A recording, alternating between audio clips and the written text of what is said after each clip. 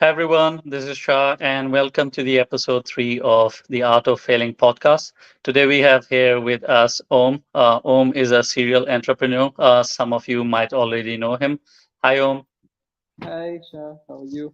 What's up? I'm good. I'm good. It's so good to finally catch you because I wanted to do the first episode with you, and I think Yes. you had a business trip. That's why I couldn't catch you, right? Yeah, I've been traveling a lot. Yes, man. It's been a little hectic. Yeah.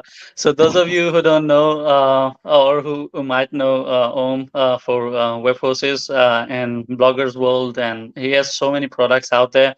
So he is very, very famous because of the fact that he started at a very young age. He created over 1,000 blogs and websites, and then he got into affiliate world. And you might have seen him on the affiliate conferences. He's always there. I've seen him traveling there. And apart from that, he got into e-commerce. And I think he's still in e-commerce. Yeah. And I have seen you in cryptos and NFTs. So I would like to request you, in your own words, if you could do a brief introduction about yourself. Oh, yeah. Thanks for having me here, Shah. Hey, guys. My name is Thoke. I got started as a blogger in 2005 before YouTube was born. So there were no tutorials, no podcasts. I mean, yeah, there were a few, but not like these.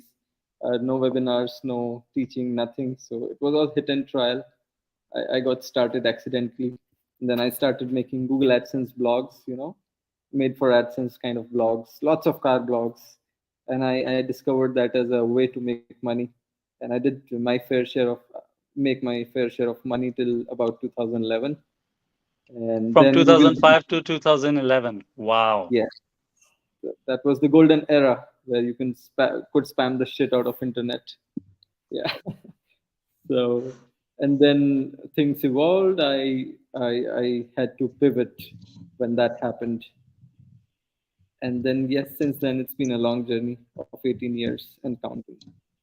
Wow, wow. That's fantastic. And believe me, there are very few people who are actually from that era because I think myself, I got myself into Google AdSense and stuff around 2009 or 2010. And what destroyed me was the destruction of Flash because I was in Flash games and then Flash kind of evaporated. So Hmm. yeah, I think you were way early. You were in the golden eras when you were blogging and making websites and making money from AdSense and everything. Like you said, you were there before YouTube. I think Yeah, you really milked the cow. I did for a while I could, but yes, then nothing lasts forever, like they say. So No, yes, that's true. I had to then So change, pivot. yeah. So I'm going to jump into the questions. Okay. So can you share a significant failure you have experienced in your life? Yeah, so that was the first one which we came to. So that was May 18, 2011, when Google banned my 93% of revenues. Like my AdSense got banned. I lost, I don't know, six figure. If I Wow. remember, yeah, if I remember correctly, it was 101,396. Oof. That's a That's a lot. lot of money. That used to be a lot of money back then, and even it is now. Yeah, it's considering the inflation and everything, that's a lot of money. And back then, at your time, I think, wow. And That was so they like blocked you. Yeah, that was like a million of current era. I think more than million for current era. I guess. Wow, wow. And you remember the date so exactly. You said May Yes, 18, right? yes. So you don't forget such days, do you? Yeah, yeah, yeah. Failure with heart. Okay. So, what factors contributed to this failure? Were there any external or internal factors that played a role? Yes, I would say Google got smarter. Yes, we were a little behind in catching up. Also, that night we were kind of migrating our servers. So one of our boys also accidentally did that, no index accidentally in WordPress. So we didn't know exactly what went wrong. So there were a lot of factors, so external, internal. Also, it was a very spammy structure because we were making money. We didn't care to adhere to Google guidelines. We were just spamming, right? So we were kids, of course, then. Yeah, yeah. I mean, you guys are so young and making hundreds of thousands of dollars. I mean, that's crazy. And that's the dream that people want to achieve now. And we are talking about 2005, 2006. Wow. Okay. No, And yeah. five, six, and seven was struggle time. I started actually making money more from nine. So in 2009 is when I registered Web Forces, and I started hiring a bunch of writers and SEO guys and WordPress guys, and I built a team. So Web Forces is in existence from 2009. Yes, sir. March 27, Wow. 2000. So that's, wow, that's a very old company. Yes, it And it's is. still active, right? Yes, very much. Wow, wow. I've not seen many businesses stay alive more than 5 years. Generally, they True. do die out, and I have heard that if you live long enough, you continue to live. Fingers crossed. Fingers in this crossed. in this digital world, you never know, you know. So I uh, know, I know. And how either did this failure impact your personal and professional life? What were their immediate consequences for the failure? actually, the funny part is I never told anyone about it until about like 2016, until I was totally back, you know. So You personally, I didn't never tell told it. anyone, not even your family? No, nobody knew about it. Not my family, not my friends, not my employees. Nobody knew about it. So Wow.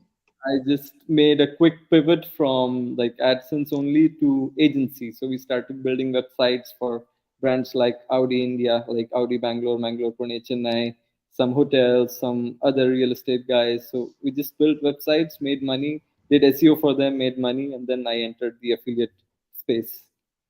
Uh-huh. Can you share more light on your affiliate journey?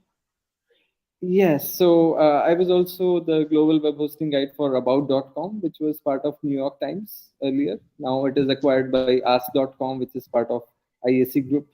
So when this bad thing happened, luckily I was one of the 900 odd global editors. So I used to manage a channel called webhosting.about.com, which is now called livewire.com, which is part of Uh-huh. Dot Network. So earlier it was part of New York Times, and I was their managing editor, and I used to write articles related to hosting, web hosting, and they used to pay me about $100 an article. And Wow. yeah, back in the day also it was even now it's not bad. So Even now it's not bad. Yeah. it's not bad at all. Yes, for about 1,000 words minimum. But I used to be generous and publish longer guides of 2,000, 3,000 words because I thought it was fair. So with that, I built a lot of connections in the hosting industry. A lot of VPs and CEOs of hosting companies started reaching out to me saying, "Why don't you start promoting our program?" So obviously on about.com, we were not allowed to put affiliate links because it was a neutral only site, right? So I started publishing it on my own blogs, my own homethoke.com, and whatever I used to run back in the day. And from there I saw, oh wow, one hosting referral is like $100, right? So and I used to have connects of almost 236 companies. So I was calculating in my head, that's like wow, 250K a month if I make just one sale of each company, right? So that's a lot of money. That's how I got It, started. that's And how you got into affiliate. yes, and then I realized, oh, this is just the tip of the iceberg. There's like CPL offers, there are CPI offers, there are CPS offers, there are CPA offers, there's black hat, white hat, so many things inside. And I learned of some of that and started scaling, and it's been 10 years now. Wow, wow. I mean, I'm one of those guys that buy links, so I know what you're saying. And believe me, I try to buy links cheap. So I reach out to people directly on my own instead of going through an agency. But it's Yeah, still very expensive. Like you said, like $100 on average. If it's something that is very specific or something, it costs a lot. And yeah, for Hero, I end up paying like $200, and still I hire a guy and yeah, it's yeah. very painful and it's a lot of money. Like you said, Oh, it is. 100 is the minimum. Yeah, that's the minimum. So even today, a lot of brands come to us, and at Webforces we have that. It's like a menu, right? A la carte menu that you want 100 of these kind, 200 of these kind. So people come to us, and we do sell backlinks, but in a non-intrusive way. So Uh-huh. contextual And links, contextual and now you links. guys are only doing pure white hat stuff, right? Yes, now I've learned my lessons. No more black hat. Okay. So moving to our next question. Looking back, what do you think were the major missteps that led to this failure? I understand you mentioned about the not following the policies and guidelines of AdSense, but I'm sure there would be other stuff that have must contributed towards other failures of yours. I'm sure it's not just this one, right? Yes, it's not just this one. So the biggest learning from that failure for me was the classic saying, "Don't lay all your eggs in the same basket." I was doing only AdSense, right? Back in the day, people used to say, they used to come to me and say, "Oh, why don't you build a website for us?" And I would be like, "Nah, I don't have time for this. I'm making enough money. I don't have time for making websites for you." So I didn't really build connects. That was a big mistake that I realized. Two, I was too dependent on AdSense. Three, it was a spammy way. So if you want to build a real business, you can't get mercy of just spamming and shortcuts. And I mean, it wasn't really shortcut, but I think I'm losing your video. Are you back? Yeah, yeah. No, yeah, yes, yes, yes. Yeah. Okay. No worries. So yeah. So yeah, And so also yes, you said restrictions, about right? the shortcuts and spamming, huh? Yeah, so I said one, I didn't make connects. Two, we were too dependent on one source of income, which was Google AdSense. And three, yes, it was little spammy scam, whatever you would like to call it. I mean, not the real way of building a business. So I realized I wasn't building a business until then. I was just making money. Uh-huh, uh-huh, uh-huh. Yeah, that's basically the thing that I've seen with the current youth as well. When you want to educate them on something or you want to show them the way, and you try to tell them based on your own experiences as a businessman or entrepreneur, whatever is your background, you try to tell them the more proper mechanism and way of doing things. But the thing is that their focus is only money, and they only want to hear about money, and that is Yes, their keyword. And the rest of the stuff, even people don't do proper accounting, proper taxation. They don't want to care about anything. I know. Tell me about it. Even now, I run this live training program called Numerique Academy, right? So we get hundreds of leads every day. In fact, I was just chatting with one of them. He wants to start an ecom store, and he was saying, "Sir, in how many like days?" He's asking, "In how many days can I make a million?" I'm like, "Ooh, okay, I would love that." And he's like, "Okay, maybe if I were to give you the math, if you start doing $1,000 a day, you divide that by a million, you're gonna need that with those many days. But 1000 that's days. Yeah. yeah, that's gonna be That- revenue, right? You can't do 100% profit in e-commerce or in affiliate unless it's like super black hat and not compliant and something shady. So it's a standard 20-25%, right? So even with you will have to sell then $4 million. So yes, the answer is probably like a lot of time if you have to. Of course, then if you start scaling to 10K a day, that's a different story. So faster you learn, quicker you earn, but you have to first learn and then remove the L and start earning. It's not the other way around, unfortunately. yeah, people actually don't get it. Yeah. So moving on to our next question. Mhm. How did this failure affect you emotionally, and how did it influence your relationship with others personally and professionally? Or you do Oh, have any regrets? What if I know you didn't share it with your family yeah. and friends So till very long, but how did you cope with it for so many years? I I mean, was internally it depressed, man. was there, right? I was depressed as shit, right? I felt like shit. And luckily, I did have enough money to survive because we were making good money.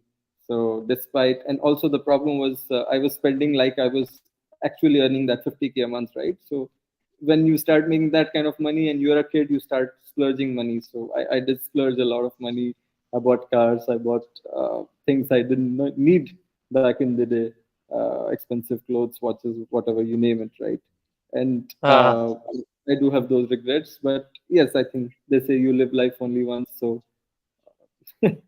You Can't did, complain. and Yeah. I do see you because we are connected on Facebook, so I do see your cars. Which car is your first car, or and which one is your favorite? Oh, so the first was the small Chevrolet Spark. It was like a small hatchback, right? Then I bought a dozen or so. My favorite right now is the Jaguar XF. Yeah, yeah, I thought so. I thought so. I thought you're really in love with your Jaguar because I see I, you I, around your I like Jaguar that. most of the time. And in the peppy ones, smaller ones, I like the Beetle. It's cute. Yeah, I mean, when you're making that kind of money at such a young age, you do end up buying a lot of exotic stuff. So that was my regret. And then emotionally, yeah, I was pretty screwed, man. I was depressed for a while, but luckily I managed to jump back in about a year or year and a half. I was back to where we were. And then when I started scaling affiliate, then again I was feeling good about myself. So yeah, my message to all those out there who face something similar, you have to stay strong. There is no other way. You have to fight your battles, and you need to choose which ones to fight. Sometimes you can't be stubborn that, oh, I made so much with AdSense, I'm going to make all the money again with AdSense. That's not a good attitude. If your Very ecom well store said. got, yes, if your ecom store got screwed and you don't know the reasons, don't start another one. First look for the problems, and then probably in the meantime find something else to make money, and then come back. And we will get to my ecom story also in a little bit. Yes, definitely. That's where I was going to. So about your other failure, which was your journey from AdSense to affiliate, then from affiliate to your ecom. Can you share a bit about that? What happened there? Yes, so 2013 to 15, again, I made a million. I was back and I was back to spending spree. And then again, unfortunately, I've realized I did this twice in my life.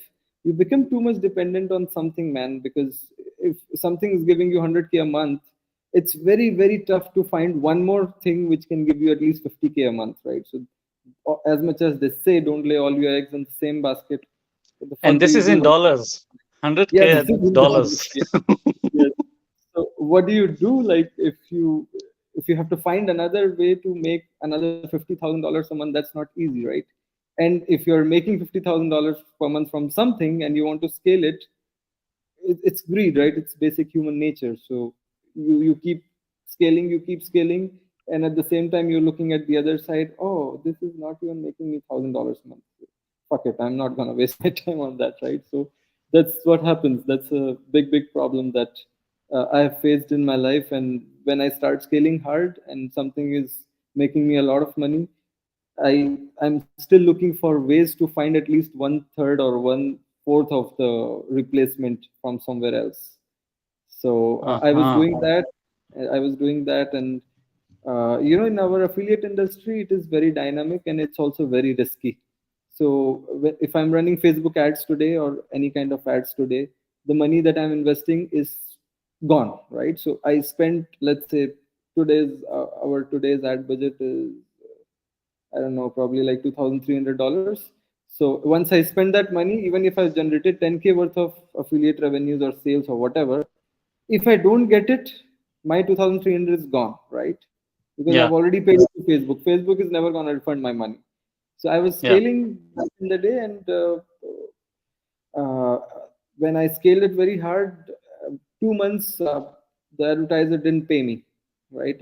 Of course, Ooh. I he did pay me a lot of money. I made almost a million from them. So I don't have that kind of complaint that they scammed me or whatever. But when you have that kind of cash flow coming in, you're habituated to 80, $90,000 coming to your bank account every month. And if that doesn't come for 2 months, you have credit card bills to pay, you have other liabilities, you have, you know, you're expecting that cash flow. And when the cash flow stops again, you cannot reinvest that money because money makes money. So that was my second time. And again, I was like looking at myself like, shit, how did I let this happen to me again? Right. And I was like, damn, okay, I need to do something about my, I mean, this is bad You know, behavior, right? the reason I'm laughing is because uh, it's called millionaire broke. Because back home in Afghanistan, so I was doing well off with my job in UN, and I had side businesses and everything. Yeah. Things are going really well for me. But the problem is that there would be times when I would be broke, and I would ask someone for cash, and they would be looking at me and thinking, why you don't have money? Yes. why Yes. why are you asking me for it? That's something that I think people who don't make a lot of money don't understand. That those who make a lot, they try to scale all the time, right? True. So they True. end up spending a lot. They do, and that's like a disease in entrepreneurs like me. So we are like all in guys. Even if let's say I had $10 million in the bank and I had a project which is really scaling, I would put 9.99. Literally, that's the kind of guy I am, and I do regret it sometimes, but I can't change myself, I guess. Definitely. And moving on to our next stage of crypto and NFTs, you got into that, and I think that you hit a failure there. What was that? Yeah. So after this, I from 2015-16 odd, right? So I again came back and I was kind of going easy on myself, and I was exploring what are the other opportunities. So of course, in 2016, I didn't buy any Bitcoin or crypto, but I did come across these things, the blockchain, and then I came across e-commerce. So there were like literally all those laptop lifestyle millionaire videos, right?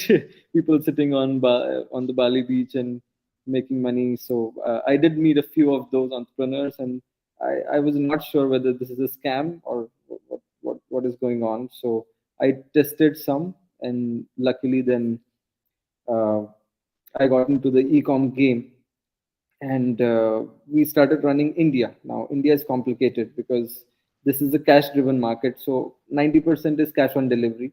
Yes, Luckily, in 2023, it's not the case anymore. After COVID, a lot of things have changed. So now our prepaid ratio is around 25%. But back in the day, it used to wow.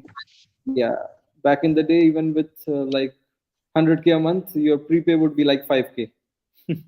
So Exactly, exactly. And delivery, sorry to cut you off here. I remember when we met in India for the first oh, time yes, in that that's true. seminar, right? Yes, When they tested that product for us, that backpack, it correct. was on cash on delivery, right? Yes, We that's tested right. it for India for the group, right? That's right. And I sold a lot of those backpacks. I mean, not that one, but I imported from China, and I did sell, I think, backpacks worth 150, 200K Wow, that's a after that. lot. Yeah, that's a lot. But so when we were selling, we were clueless whether the delivery percentage would be 50 or 70 or 10, right? So some of the days the backpack also had a shitty delivery rate of 36% or 30%. So that used to be negative.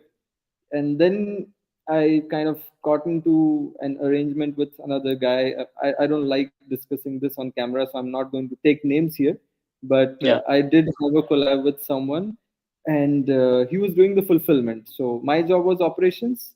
I had a friend who was doing media buying. So operations in India are intensive. Every like morning, you pick up the phone. There is a call center. We were processing like 1,000 orders a day, right? So Wow. packaging, courier guy coming in, calling in, call center, deliveries, blah blah blah. So much happening, right? So my job was to handle operations, and that guy was basically handling the finances and the returns and all of that, right? Not the returns, but there is something called non-delivered. So let's say first attempt, you try someone, and again, the guys in courier guys in India are a nightmare. When I am expecting a parcel from Amazon, he will try calling me, and I'm always busy in meetings, right? So I don't pick up, and I get a message saying customer not at home. He's never come, he's never come, and my door is open, and I'm wondering how is this possible? Like I'm in a meeting, right? So I'm like talking to you now. Imagine if, instead of 10:30 p.m., if this was 10:30 a.m., I wouldn't pick the phone, right? And I would just look at this like, okay, yeah, it says out for delivery, so he's gonna come, and he never comes. So NDR is non-delivered returns. So basically, that guy is to handle that. So what was happening is in first attempt anyway, more than 30% never gets delivered, apart from prepay. As of now, what happens is out of 100 orders, 25 is prepaid, so they take it happily. Around 30 gets delivered at first attempt, and now remaining 45, you have to call them and ask, sir, what happened? Why didn't you take the parcel? What is the problem? Or offer them discount and all of that. So what was happening is with our media buying and our everything, he was taking those first attempt calls and fulfilling it from somewhere else. So it was like our media buying expense, everything ours. Of course, not our inventory because he was smart enough. If he started stealing from inventory, my count would go down, right? So I would be able to see that my stock is missing. So he was really smart. So he started fulfilling behind the door, and then probably, I don't know, 200, 300, 400,000 or $500,000 worth of orders he fulfilled behind the doors. And we were cash strapped. We had no idea what was going on, So our media buying And had like, this was your business partner, someone that you knew. yes, someone I knew, yes. And I did make a lot of money for him in affiliate. He must have made at least $300,000 from me from affiliate. So I couldn't understand why someone would do that to me, but it is life, So It is really sad. It is really sad. One day actually posted about it. It's very hard to find good business partners, and I think you are in business for a very long period of time, and I think you can relate to it that finding a yeah, good business partner is very challenging. that was the only exception. All the rest, I've been blessed in my life to have great co-founders. All the Wow. rest have, yes, all the rest have been fantastic. I have one guy called Sham. So he's a partner in Glowworms. We are three partners, and I've never ever looked at books. So even if there's like a 10-cent refund, he's gonna put it in the sheet. You know, he's an accounts guy, so I can just close my eyes and just be relaxed that nothing's gonna go wrong with accounts. My job is to make money. His job is to count Wow. money. So you need co-founders like that, and I have another guy, Anjaneya. He does the operations in Glowworms, and so we have divided roles in some of the uh, ventures, and then I also have my wife helping me with some of the accounting stuff at Webforces and e-commerce as well. So you need a That's team, good. of course. Yes, you need a team. Definitely, definitely. It's always a team. It's always a team. So moving from your e-commerce to crypto now. Yeah. So now during that time, luckily I had received a payment of 10,000 USDT from someone because he was not able to send me $10,000, and I bought some random like ADA, Sol, some Bitcoin, some ETH, and then there was that era of shit coins, right? Yeah. Remember? So there was a coin called Yummy Coin. I don't know if Yeah. you had heard of it. Even now they're Yeah. active. I'm surprised that they're still active, and most of the shitcoins are dead by now, which were alive in like 3 years ago. Yeah. So what I used to do was I used to like literally swing trade. So I had defined two levels. I will buy here and then sell there. I'll buy here, Yeah. sell there, and they had a mechanism of charities. So they used to donate expert, and when that charity used to go, the market cap used to fall, right? Yeah. Because there was like a big poof. So Yeah. I had learned to time it. I used to be literally there, and I used to put 100 BNB and quickly buy it and then sell it. So I got super greedy, and one fine day, it fell and it never came back. So I think, I don't know, my 200 BNB went down the drain, and Oh my God. yeah, and I think it's worth like probably 3 BNB now. Wow. 200 BNB at peak, it was because at the time of shitcoins, I remember it was around $600, right? 600, yeah, Yeah, that's 600 into two, that's $120,000. I mean, that shit happens. That shit yeah, that's happens. it. And But I was in, I did yeah. make decent money, and then I still have a small portfolio of about 30-35K, which is still from that era. No, that's good. That's good. Once you get into crypto, you never come out. Oh, You fall in love with that platform. I am still so much in love, and I believe, if you hold like a 10K today, over the next 10 years, it's definitely gonna be easily 50K. Not financial advice, but I have a very strong feeling that. once the dust settles down and when it becomes like things get regulated. Right now there is so much pressure, SEC doing their stuff in US and lots of things happening, but at the same time you see Bitcoin ETF petition being filed, like hoping to file that, right? So good things, bad things, everything's happening. But if you Yeah, stay I long, think that's how everything evolved. Even internet when it started, it was like that. it was. So if you stay around, if you stick around for 10 years, you will make money. And of course, like, don't panic sell. Not saying that, you bought 100,000, you sold 99, and then you're holding on to one. That's not counted. But Yeah. even if you bought 10K, hold on to it with dear life. In 5 years, you're gonna see something out of it for sure. Completely agree. I completely agree. So we have reached towards the end of our session where we ask a question that is related to education for people who are listening to us. We Yes. have quite some viewers here, and this is basically why do you think people are hesitant to discuss failure openly, and what do you think can be gained from having more open conversations about failure?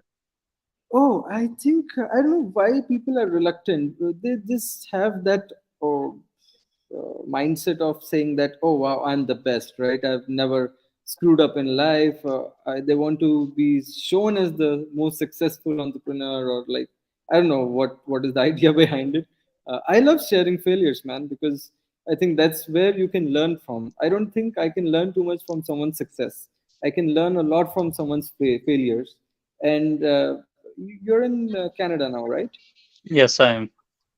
I don't know if they do that in Canada or not, but by the way, my brother is also in Toronto. So Oh, nice. in US, yes, in US they have a concept of something called fuck up nights. They celebrate entrepreneurs who have failed, and they call those entrepreneurs, and they have like a series. They started in Bangalore, India as well now. So I love to listen to those stories more than the success stories of how I built $100 million company, because there is so much so little you can share. And I'm sure, like, if I knew a secret of $100 million company, I would never share. People do tend to get a little smart and selfish because it's not something that you can share with everyone, but basics you can obviously share. But in terms of failures, like, I'm pretty sure those who are listening, and if there is a guy who has like 100 AdSense blogs today profitably, would have gotten scared listening to my story that, oh shit, now if I'm making 10K a month, all of this can just disappear because I'm dependent on one source of income. Or if he's scaling affiliate campaigns hard and he has like $200,000 payout rotating in the market, he or she would be listening to my story and would be more conscious that there should be a there should be a risk mitigation plan, that only this much I should risk, and I should have multiple things so that I don't lose all the money suddenly, right? So if I've got four sources of income, each of that is giving me $1,000. My 4,000 is secure, because one goes down, I still have three. Two go down, I have two, and then I can replace these two. I have only one of $10,000. It goes down, I'm in a shithole, right? So Yeah, that is that's a very bad thing to live by. It's yes. very dangerous. And I've been through that whole quite a number of times in my life, and I do regret that I didn't learn my lessons fast, but I hope now I have changed. No, But I think you have learned a lot, and I think you a lot of people who follow you they have learned from your experiences. And I have looked back at your journey since we met in India, and it's amazing. It's amazing. There's so much to learn, and I would like to thank you for coming here and attending this podcast today. All those who listen to it live and those who are going to listen later, I think there's a fountain of knowledge there for them to learn. absolutely. And one final message I would like to give to all the folks listening. See, you will listen to a lot of things, you will see a lot of ways to make money online. But if you start with one, stick with that for at least 1 year. You don't just start listening to 100 podcasts or watching 10 webinars and then trying 20 different things. Maximum you can try is two at a time, because you have to give at least 8 hours a day. I'm learning something new now. don't want to share right now, but it's taking a lot of my time. I'm spending almost 8 hours a day on that. Plus, I have my other things to manage, so it gets really tough. If you're not putting in 8 hours a day on one thing, you will never be able to scale it too much, right? So 8 into 2 is 16. Now, if you're thinking of working more than 16 hours a day, good luck to you. You won't be able to do justice, right? Because I have worked and I still work sometimes 16, 17 hours a day. My days are hectic and it gets frustrating. But when I'm learning, I'm happy, man. When I'm not learning and I still have to slog 17 hours, that gets frustrating. Even if I'm making 100K, it gets very, very frustrating because you don't have enough time for yourself. So uh, please make sure that you don't focus on two things at a time, and give it at least 1 or 2 years of your life, and at least make sure that you have done justice. And if you want to learn from someone, don't buy courses. Please go to someone who can either sit with you and teach you, or teach you live on Zoom, or at least show you properly. Otherwise, you just don't waste your money. Go to YouTube and buy. Don't have to buy anything. There's enough information on YouTube. So it's good learning, but a mentor or a good person who can show you hands-on can save you that testing budget. Because now I'm learning manual bidding on Facebook and I have no idea. Okay. And I have Facebook friends, of course, like friends who have scaled Facebook like crazy. But I don't find it fair to, get them on Zoom call and waste their 2 hours. So I'm going to pick one guy, I'm going to pay him like 5K and say, listen, now you teach me. I'm going to take classes from you 1 hour a day till I make this $1,000 a day profitable. And then thank you very much. And of course, you should pay someone who teaches you to scale to, let's say, even $100 a day or $1,000 a day. It goes without saying. So yeah, Definitely, definitely. that's, I that's can't agree more with you, and I think this is something for those who are listening. They should focus on, and like you said, stick to one thing for at least 1 year. I usually beg people for 6 months because I have seen people giving up on something for like 1 or 2, 3 months later, and and even that thing that they try it very half-heartedly. They don't correct. feel it from inside. They're not confident about it to begin with, and it is going to fail if you are not so confident about it to start Yeah, with, I right? mean, 5 weeks is minimum just to get the basics, right? So you learn and then you launch, then you fail, then you learn, then you launch again, then you keep testing, then you hit a profit of $100 a day, then you don't know how to scale to 1,000. So again, you fail, you learn, you fail, you learn. So you have to give time, right? It's not, I don't know any magic. I don't have any magic wand of Harry Potter that like, poof, give me $1,000, give me $10,000, give me $100,000, give me $1 million. I wish I had. Then I wouldn't have to slog my ass. But Yeah, even after 18 years, I still hustle and I don't know any shortcuts. So definitely. I hope people somehow learn to accept this, that life is not as easy, but it's not that tough also. If you invest in the right things at the right time and upgrade your skills and at least learn media buying, Facebook ads and Instagram ads and TikTok ads are like heaven right now. So if you manage to get them profitable, once you learn to to get them profitable at $100 a day, going to 1,000 is not that tough. Even with SEO, it's getting tougher because it's a long-term game. It takes a lot of efforts, and you can't scale $100 a day to $1,000 a day in SEO easily because you are at mercy of Google and rankings. Here also, you are at mercy of Meta, of course, Instagram and Facebook. But once you learn the art, then you just have to quickly replicate, and you can scale faster that way. So yes. Yeah, I only have one course on shitcoin, and he's targeting me. No, I was referring to media buying courses, man. No, he's just pulling my leg. I mean, this is a I course, know. the guy Mario, he was selling it for $50,000. So I launched that same course for $37 to help Oh, people wow. and understand. Right now, it's sitting at 97, and I never mention it anywhere. It's just sitting under my cover photo. I mean, those JVs who kind of 27, 37, 97, I don't call them courses. If someone who's selling for like $1,000, $5,000, $10,000, I call them courses. This, like, I even know. you go on Udemy, you buy something for $50. Come on, that's not a course. You're just paying money Exactly. to gather some information. I mean, I see that as like time is money. If I would have wasted my 20 hours going through YouTube, and if Shah's video saves me 20 hours, I would happily donate him $40, right? Like, why not? I would love Yeah. to. So, or No, even no, he's 100. just he's just pulling out like yeah.